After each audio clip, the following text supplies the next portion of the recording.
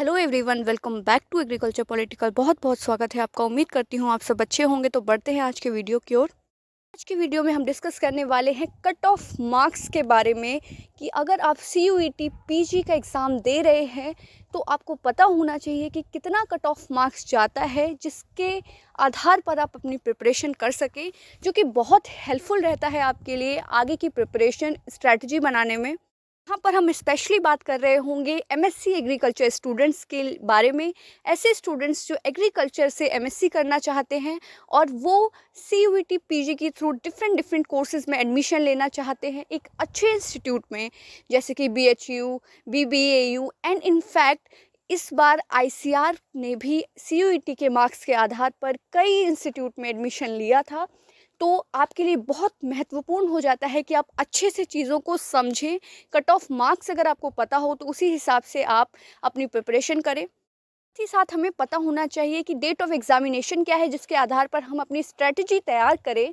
तो जो date of examination है वो अभी क्लियर कट NTA की तरफ से नहीं बताई गई है, लेकिन जो शेड्यूल NTA ने जारी किया था उसके अनुसार जो डेट ऑफ एग्जामिनेशन है वो आपकी लास्ट ऑफ मार्च रहने वाली है। इस साल जो NTA का मूड लग रहा है कि वो सारी चीज़ें टाइम पे कराएगा। पिछले साल काफ़ी चीज़ें लेट हुई थी, लेकिन इस साल जिस तरीके से NTA ने टाइम पर एप्लीकेशन फॉर्म निकाला है और सारी प्रोसेस टाइम पे हो रही है, और जो नंबर ऑफ़ क्वेश्चंस हैं उसे भी कम किया गया है, नंबर ऑफ़ जो सब्जेक्ट आप चूज़ करते थे उसे भी कम किया गया है, तो उसके अनुसार उम्मीद की जा रही है कि टाइम पर ही सारी चीज़ें होंगी। तो मार्च लास्ट आप मानकर चले कि आपका एग्ज़ाम हो ही जाएगा। मार्च के लास्ट के जो 2 हफ्ते हैं उस बीच आपका जो डेट ऑफ एग्जामिनेशन रहने वाला है, तो उसके अकॉर्डिंग ही आप अपनी प्रिपरेशन स्ट्रेटजी बनाइए। 2 महीने का टाइम है आपके पास। पिछले वीडियो में मैंने आपको बताया था कि कितने क्वेश्चंस आने वाले हैं, एग्ज़ाम पैटर्न क्या होने वाला है। MSc एग्रीकल्चर की बात करें तो 75 क्वेश्चंस आएंगे। पहले 100 क्वेश्चंस आते थे, पार्ट ए हटा दिया गया है। पार्ट बी के 75 क्वेश्चन कोर सब्जेक्ट आपके जनरल एग्रीकल्चर से आएंगे। इस बार पैटर्न चेंज हुआ है। पिछली बार की अगर हम बात करें जो 100 क्वेश्चन आते थे उसमें जो कट ऑफ मार्क्स है वो अराउंड 70% रहता था। इस बार आपका कोर सब्जेक्ट रहने वाला है, तो आपको 65 से 70% अगर आप मार्क्स स्कोर कर रहे हैं, जो कि बहुत अच्छा स्कोर है, यानी कि कट ऑफ मार्क्स इतना रहने वाला है जनरल कैटेगरी के लिए। तो ऐसे स्टूडेंट जो जनरल कैटेगरी से हैं वो 65 से 70% अगर मार्क्स ला पा रहे हैं जो ये पेपर है उसमें, तो आपको CUET PG के थ्रू कोई ना कोई इंस्टीट्यूट ज़रूर मिल जाएगा। BHU के अगर बात करें तो BHU आपको जनरल कैटेगरी में 65 to 70% मार्क्स में मिल जाता है, लेकिन जो आपकी ब्रांच होती है, आपको कौन सी ब्रांच चाहिए ये आप स्पेसिफाई नहीं कर सकते क्योंकि ये कट ऑफ मार्क्स रहता है।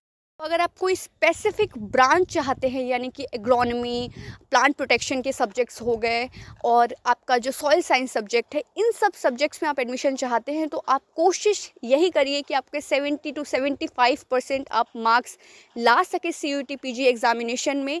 तो आपको बहुत अच्छे चांसेस बन जाते हैं कि आप एक अच्छा कॉलेज आपको मिल सके, BHU जैसा कॉलेज मिल सके। तो कट ऑफ फ़िलहाल इस ईयर इतना ही रहने वाला है।